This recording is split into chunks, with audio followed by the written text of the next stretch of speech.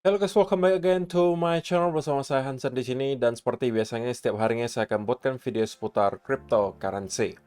Apa kabar kalian hari ini semuanya? Semoga dalam keadaan yang baik-baik saja. Teman-teman, di video hari ini kita akan kembali melakukan updates seputaran price action Bitcoin, kira-kira apa yang sedang terjadi dalam 24 jam terakhir dan kira-kira apa yang bisa kita expect untuk beberapa waktu mendatang. Berikut juga beberapa data yang menurut saya cukup penting untuk kita waspadai dan bisa saja menciptakan semacam selling pressure. So, kalau misalnya kalian tertarik tentang semua itu, stay tune terus sampai akhir video. Sekarang kita bakal mulai dari CoinMarketCap terlebih dahulu. Per hari ini, secara global, market cap kripto berada di angka 1,42 triliun dolar atau naik sekitar 2,57%. Nah, di top 10 coin sendiri, kita melihat keadaannya sebenarnya mix. Sebagian ada yang hijau, ada juga yang merah. Dan yang mengalami kenaikan paling signifikan adalah BNB, teman-teman. Dengan kenaikan 6,45% menuju 262 dolar. Jadi itu adalah outlook sementara dari beberapa top coin yang ada. Sekarang kita langsung aja masuk ke beberapa data dan berita terbaru hari ini. Nah, yang pertama teman-teman, SEC lagi-lagi berulah setelah kemarin sudah sempat sebenarnya menuntut Kraken Exchange. Kali ini mereka kembali mengulangi hal yang sama. Kemarin mereka mempermasalahkan Binance, pernah juga Coinbase. Hampir semuanya teman-teman mereka permasalahkan. SEC sues Kraken alleging it is an unregistered exchange, mixes user funds. Jadi ya banyaklah tuduhan yang mereka berikan bahwa mereka yang mengatakan Kraken adalah exchange yang tidak terregistrasi. Intinya seperti itu. Dan teman-teman, kalau misalnya kalian mempunyai aset di exchange Kraken, saya yakin harusnya tidak ada ya, karena jarang sekali saya temukan ada orang Indonesia yang menggunakan Kraken. Tetapi kalau misalnya ada, maka teman-teman saya sarankan untuk mengeluarkan asetnya untuk sementara minimal dari Kraken dan dipindahkan ke exchange lainnya. Dan juga teman-teman, kenapa saya sampaikan bahwa akan ada potensi selling pressure, terutama di beberapa altcoin yang disebutkan di sini. Karena di file komplain dari SEC, mereka menyampaikan bahwa di SEC listed 16 cryptocurrencies it consider securities, including jadi ada 16 cryptocurrency yang disampaikan atau dikategorikan sebagai sekuritas. Apa saja itu? Ini adalah listnya, teman-teman. Yang mungkin sering kalian dengar, diantaranya adalah Cardano, Axie Infinity, Algorand, ada Atom, ada Koti, ada Dash, ada ICP, ada Mana, ada Matic, Near, Sand, dan Solana. So, teman-teman, ketika ada FAT seperti ini kemudian disampaikan, ada potensi selling pressure. Kita lihat ke beberapa altcoin di sini. Terutama apabila nanti SEC sudah kembali mungkin memberikan updates. Dan ada perkembangan soal yang disampaikan di sini. Jika memang rupanya dapat dibuktikan, itu akan lebih parah lagi, teman-teman. Tetapi walaupun belum terbukti bahwa itu bisa disampaikan sebagai sebuah sekuritas, beberapa altcoin yang tadi kita sebutkan, tapi dengan ada rumor seperti ini saja tentunya membuat investor itu deg-degan gitu. Oke, karena urusannya sekarang dengan SEC sekali lagi. Maka kalau misalnya teman-teman mau trading atau mungkin mau mengalokasikan dana pun, mungkin untuk sementara yang termasuk list di sini dikeluarkan dulu deh gitu. Mending dicari yang aman-aman saja dulu. Ya walaupun tentunya kita nggak tahu nanti update ke depannya seperti apa, tapi kita kan maunya cari aman teman-teman. Kita investasi itu bukan hanya soal seberapa cuan yang bisa kita dapatkan, seberapa banyak gains yang bisa kita dapatkan, tetapi seberapa kita juga bisa memprotek capital kita. Kalau katakanlah kita menemukan ada resiko yang besar di satu tempat atau satu aset, ya dihindari saja. Kenapa kalau harus kalian paksakan, sedangkan altcoin itu ada ribuan gitu. Di sini ada listnya 16 yang sedang dipermasalahkan, ya sudah dihindari dulu gitu. Sisanya silakan. Kalau misalnya kalian merasa mau trading kah, mau investasi kah, boleh diambil, gitu kan? Tapi kalau misalnya di list di sini, jangan dicoba dulu deh. Takutnya nanti kalau misalnya dipermasalahkan dan benar-benar terbukti bisa di-declare sebagai security, itu akan berabe gitu. Selling pressure-nya pasti akan parah. So, itu adalah sesuatu yang mau saya sampaikan di video hari ini. Intinya yang pertama, kalau kalian punya aset di Kraken, please mungkin digeser dulu ke tempat lain. Yang kedua, untuk teman-teman yang berencana untuk memberi beberapa altcoin yang tadi saya sebutkan, mungkin bisa menahan dulu sebentar. Sampai mungkin update dari kasus ini kita bisa lihat berikutnya. Itu yang pertama. Kemudian yang kedua, sebenarnya ini berita yang baik lagi dari salah satu private banking terbesar di dunia bernama Santander, teman-teman. Mereka kali ini juga sudah memberikan akses, kepada para nasabahnya yang tentunya orang-orang kaya semua, teman-teman, untuk memiliki akses melakukan trading Bitcoin dan juga Ethereum. According to a report claiming access to a leaked internal communication. Jadi ini sekali lagi baru sekedar rumor ya teman-teman.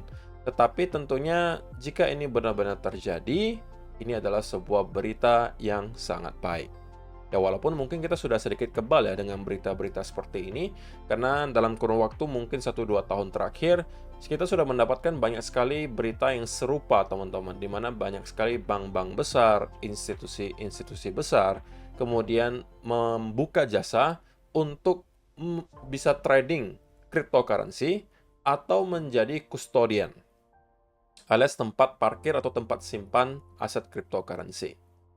Jadi hal ini sebenarnya bukan hal baru, tapi at least kita melihat ada perkembangan lagi dari sisi adopsi teman-teman. Diikuti juga tentunya berita kemarin kita tahu bahwa Presiden Argentina yang terpilih itu adalah salah satu yang paling pro terhadap Bitcoin. Dia mempunyai janji yang sangat besar, seputaran Bitcoin, dan kita bakalan bisa melihat kemungkinan akan ada banyak sekali gebrakan yang dilakukan nanti ketika dia sudah menjadi presiden di Argentina, teman-teman. So, untuk sementara kita mendapatkan beberapa sentimen yang sangat positif, terkecuali yang tadi ya teman-teman, SEC kembali berulah ya, bahwa ada beberapa lagi yang kemudian dia tuntut dan sedang dipermasalahkan. Sepertinya tidak hentinya mereka mencoba untuk menghalangi laju cryptocurrency ini, tetapi untuk sementara kita tidak melihat ada efek yang terlalu signifikan baik di Bitcoin dan juga altcoin dari segi price action. Walaupun tentunya dari beberapa yang disebutkan tadi altcoinnya, ada beberapa yang kemudian terkoreksi ya mungkin bisa 5-6% gitu ya. Dan sebelum kita masuk ke chart teman-teman, saya pengen ingatkan lagi, ini udah sempat saya mention kemarin, sebuah peluang yang emas yang mungkin teman-teman jarang sekali akan temukan, di mana ada sebuah decentralized exchange bernama Equation di sini yang sedang mengadakan bagi-bagi rewards gila-gilaan teman-teman. Di mana untuk teman-teman yang kemudian nanti trading di Equation, itu hanya cukup dengan membuka posisi dan membiarkan floating di sini, kalian akan diberikan hadiah berupa token Equation. Satu token Equation-nya itu senilai $11, teman-teman. Jadi kalau per hari kalian bisa mining satu token Equation, maka itu setara kalian bisa mendapatkan kurang lebih 160-170 ribu rupiah per harinya. Contohnya seperti apa? Contohnya di sini teman-teman, saya hanya membuka posisi di Bitcoin sebesar 0,01 Bitcoin, alias sangat kecil, teman-teman. Nah, hanya dengan nge-hold posisi tersebut, saya sudah mendapatkan, kalau misalnya teman-teman lihat, 0,29 token EQU. Ini dengan contoh posisi yang sangat kecil, 0,01 Bitcoin. Teman-teman bisa bayangkan kalau misalnya kalian buka posisi sampai 1 Bitcoin, 2 Bitcoin, gitu kan. Yang sebenarnya kalau kita trading ya itu bukan sebuah posisi yang terlalu besar gitu ya, karena kan kita trading short term. Saya yakin pasti banyak dari teman-teman yang membuka posisi sebesar itu. Nah, kalau misalnya kalian tipikal trader seperti itu, mempunyai volume trading yang besar, saya rasa ini sangat bisa dimanfaatkan. Karena setiap harinya mereka akan memberikan 10.000 token EQU untuk orang-orang yang membuka posisi di sini. Kalau kalian nggak mau mendapatkan rewards-nya dari hasil trading, kalian juga bisa menjadi liquidity provider. Kalian juga bisa staking token EQU-nya. Di sini juga ada disediakan max APR-nya sampai 20,47%. Dan total yang sudah dikeluarkan itu 242.000 token Equation, dan yang sudah diklaim itu 227.000 token Equation. Itu kalau kita bicara hanya satu token per hari. Kalau misalnya kalian bisa menghasilkan 10 token per hari, maka berarti satu hari kalian menghasilkan 1,7 juta rupiah hanya untuk membuka posisi di Equation. Nah, cara untuk buka posisinya gimana? Pertama, kalian mendaftar dulu dengan link yang sudah saya sediakan di kolom description box di bawah. Kemudian yang kedua, kalian konekkan wallet kalian ke Equation ini, oke, dengan chain Arbitrum. Pastikan kalian mempunyai Ethereum di chain Arbitrum kalian, oke, dan ada USDT-nya untuk dapat ditradingkan di sini. Jadi nanti USDT kalian juga tidak disimpan di Equation gitu ya. Kalian cuma diminta persetujuan untuk mengakses USDT kalian, dan nanti kalian bisa langsung trading di Equation ini.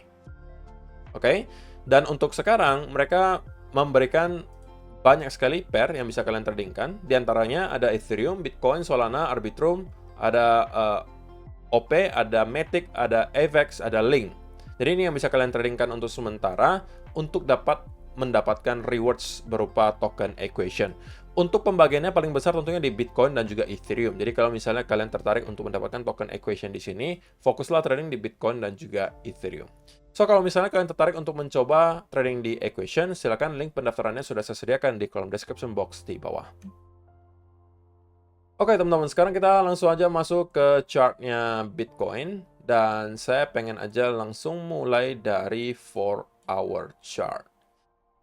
So, what happened teman-teman? Apa yang terjadi selama 24 jam terakhir? Sebenarnya tidak banyak yang baru, oke? Saya udah sampaikan di video kemarin bahwa selama kita mampu maintain di atas area yang saya sebutkan 36.800 di sini, maka saya masih cenderung biasnya akan bullish dan merasa bahwa kita minimal akan kembali untuk ngeretest ke area $38.000 di sini.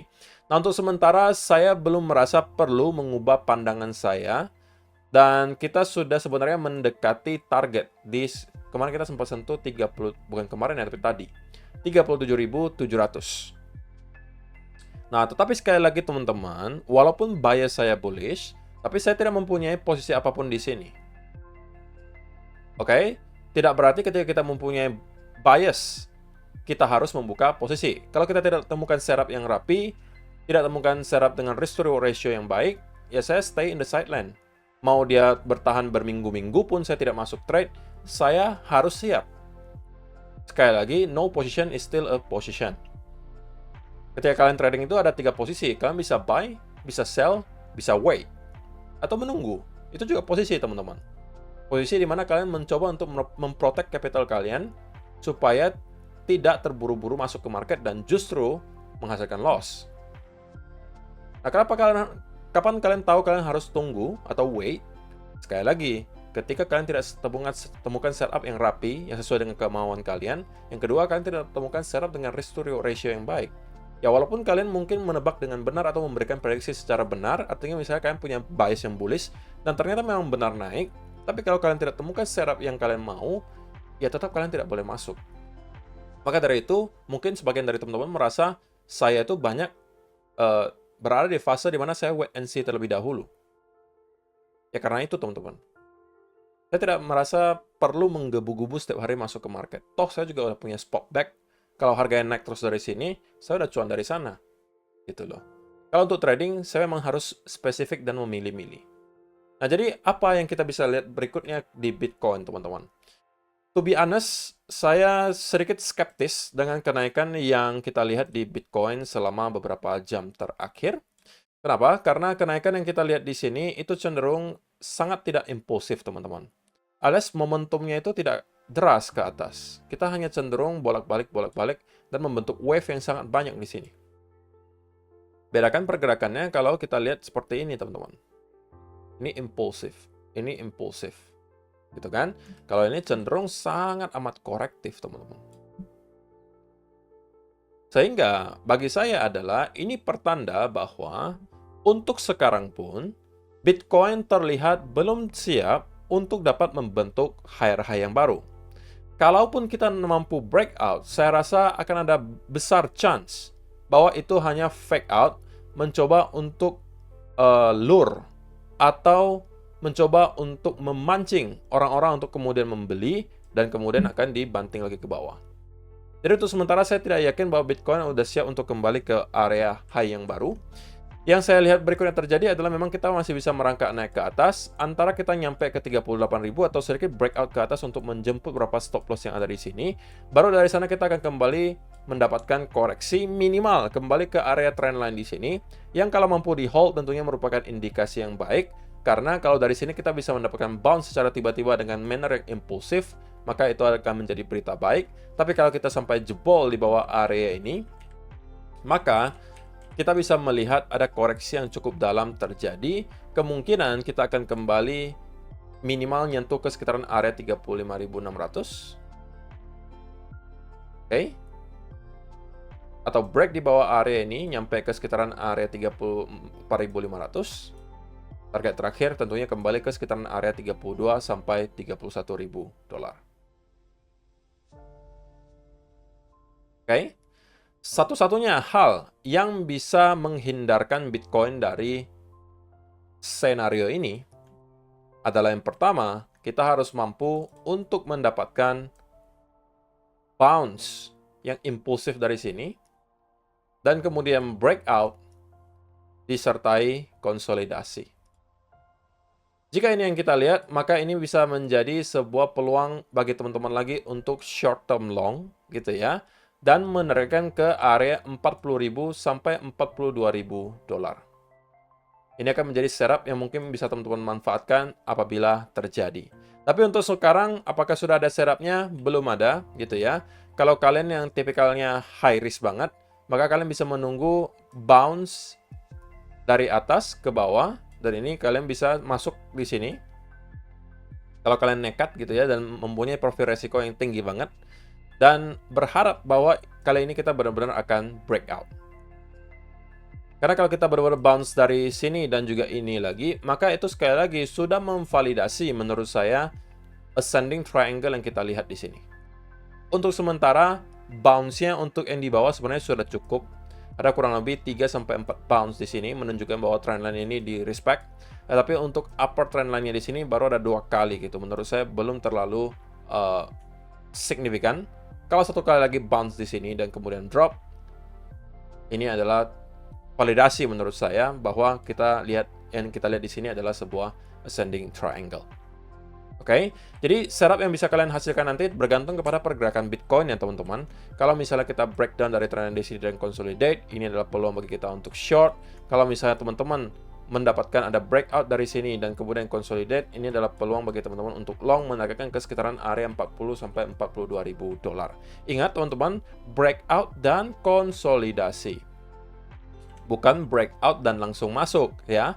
Karena sekali lagi, kalau kita melihat kenaikan Bitcoin terus-menerus seperti ini, walaupun breakout, ini bisa jadi hanya pancingan. Pertama untuk orang-orang yang FOMO membeli, yang kedua menjemput stop loss di sini, dan kemudian justru kembali dibanting ke bawah. Maka perlu ada konfirmasi lanjutan ketika breakout, yaitu adalah dalam bentuk konsolidasi atau pattern bullish continuation. Teman-teman, kita sudah melihat Bitcoin mengalami kenaikan yang juga udah lumayan signifikan dari yang awalnya 25.000 nyampe ke 37.000 hanya dalam kurun waktu kurang lebih 2 bulan. So, kita sekarang itu berada di area yang sudah cukup tinggi. Oke, jadi semakin tinggi kenaikan yang Bitcoin hasilkan di sini, tentunya semakin besar juga resiko kita untuk terus-menerus melakukan long gitu. Akan ada datang masa di mana kita akan mendapatkan sideways dulu berkepanjangan, sebelum pada akhirnya kita akan kembali siap untuk melakukan rally berikutnya. Nah, sideways-nya kapan tidak ada yang tahu gitu ya, tapi kita harus waspada terhadap hal tersebut. Makanya saya sampaikan bahwa ketika kita melihat Bitcoin sudah naik sekencang ini ke atas, oke, apalagi kalau kita Jumat dari awal tahun 2023, kita udah naik 135%, maka semakin tinggi kenaikan yang kita lihat di sini, semakin rentan pula dengan koreksi yang berkepanjangan. Sehingga kalau teman-teman masih nekat untuk buy di sini, pastikan dapat setup juga yang rapi gitu. Oke, so saya rasa itu aja sih yang perlu saya sampaikan di video hari ini, teman-teman. Terima kasih untuk kalian yang sudah menonton sampai selesai. See you in the next video. Bye-bye.